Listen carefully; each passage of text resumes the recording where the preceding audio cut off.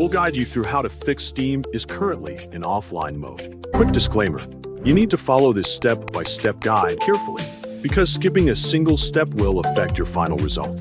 If this guide helpful, don't forget to like and subscribe. First, don't forget to comment if you still need our help or want to ask something, and we will reach you as soon as possible. Second, go to your computer desktop and make sure you can clearly see your taskbar at the bottom of the screen.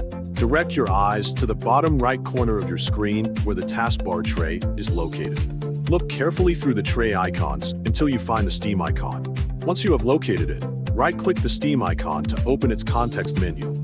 A list of options will appear on the screen.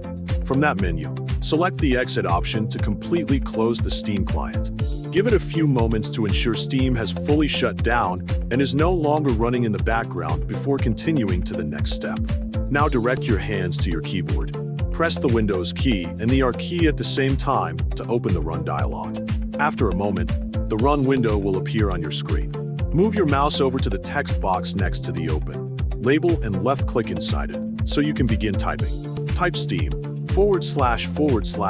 config into the box exactly as shown without adding any extra spaces or changing the spelling. When you are finished, press Enter on your keyboard or click the OK button to continue. Steam will process the command, apply the fix, and then automatically open again after a few moments. If you want to verify that the issue has been resolved, look toward the top left corner of the Steam window and click the Steam menu.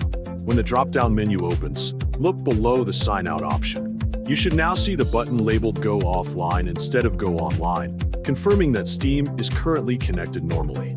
Next, go to your library and select any game from your collection. Normally, if Steam is stuck in offline mode, your game page would prompt you to go online, but if that message is no longer shown, the fix has been successful.